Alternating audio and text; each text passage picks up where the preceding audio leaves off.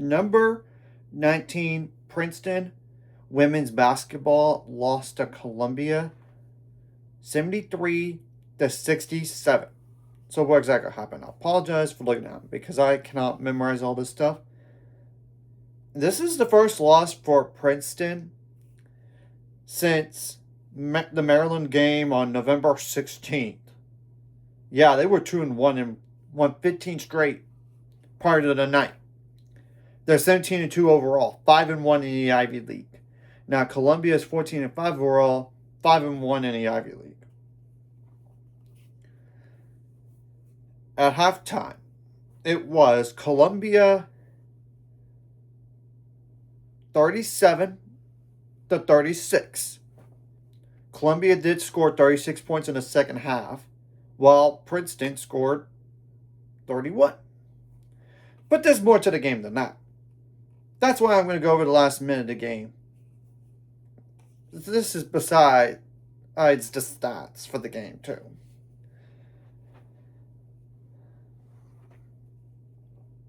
So, around 58 seconds left, Toby Nweke, Nweke,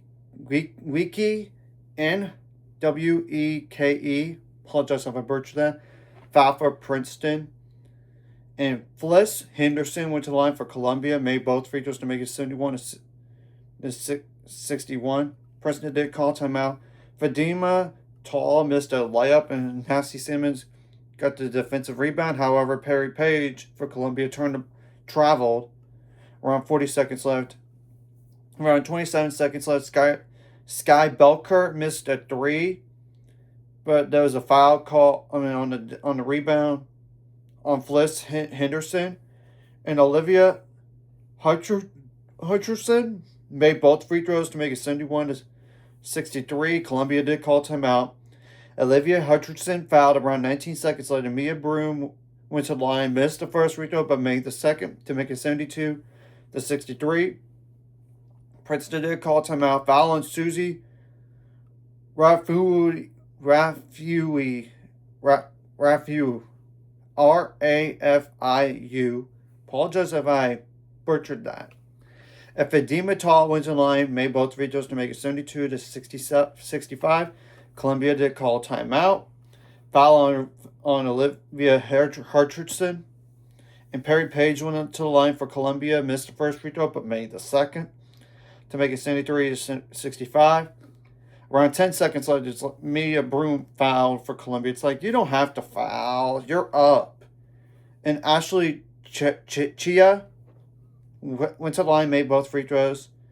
Perry Page, around 7 seconds left, missed a layup for Columbia, which was blocked by Taylor Charles. Columbia got the offensive board and just decided to dribble that out. From there.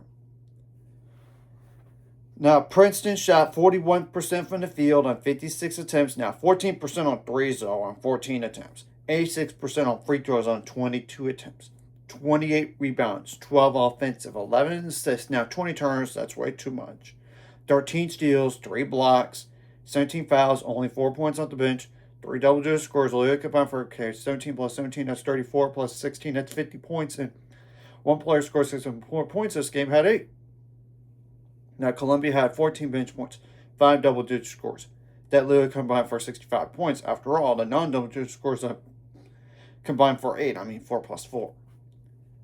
And Columbia shot the ball better from the field, 51% on 53 attempts. However, they made only a quarter of the threes on 12 attempts. So it was better than Princeton. 73% on free throws, but that was on 22 attempts. So same amount of free throws, but Columbia didn't make as many. 31 rebounds, 12 of those offensive, 13 assists. Now 20 turnovers. You usually don't win a game when you get that many turnovers against yourself. 10 steals, 2 blocks, 23 fouls. Now I'm going to go to the points out turnovers, points in the paint, fast break points as well. Points out turnovers favored Columbia in this game, 21-18. Fast break points did favor Columbia as well, 17-8. In addition, points in the paint favored Columbia, 42-32. This could open up the possibility of maybe 2 NCAA tournament bids for the Ivy League, assuming Princeton does not lose another game that they shouldn't. Maybe there's that possibility for them still. I don't know. So what's the next 5 games? And I think Princeton is going to fall from rankings, fall out of top 25 possibly. The next game is actually tomorrow. Yeah, they play back-to-back games, and this one's against Cornell. I would think this would be a win. It would be epitome of brutality if you didn't. And then February 6th, you got Penn at home. I would think you would have won, but you never know. Then you have to go on the road to Columbia that time on February 13th. Then Valentine's Day, you got to go on the road to Cornell. I would still think you would beat Cornell. 3, 4. And then you get Brown at home. February 21st. As for Columbia, they're not even on the bubble at all, so they have to practically win the conference tournament, make the NCAAs potentially here. So I'm just saying and it's only like for the top 4 seeds for the conference tournament for the Ivy League, by the way. They literally play tomorrow against Penn. You better not lose that game because that would be a hangover game when I see one.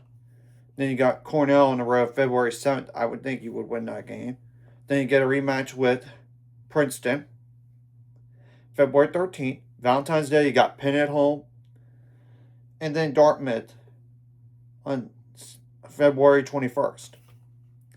So this does open up the race. As you can tell, I mean, like I said, Columbia and Princeton are 5-1. However, there's like Brown at 4-2 and Harvard at 4-2. So we're going to have to wait and see what happens from here. Obviously, when we get closer to the time I really need to talk about bracketology, I'll go over that.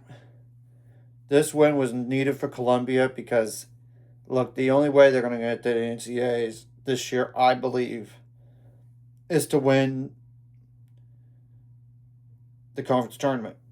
This win could certainly help their NCAA tournament chances. It's just, I don't think it's enough just to beating them twice. You got to win the whole thing. So maybe that the Princeton still does get into the NCAAs even if they lose the conference tournament. Maybe they do. I don't know. But for sure, one bid is going to be in. It's just more like, is it going to be 2? So anyways, if you like this content, hit the like, subscribe button. See you guys later on the road to 800 subscribers. Of course, ultimate goal is 1,000 more. So my mind, this course, like video, comment video really helps YouTube backgrounds. Some more people see this channel. Video does help as well. So more people could watch. And if you're watching and not subscribe, hit subscribe button for the notification bell as well.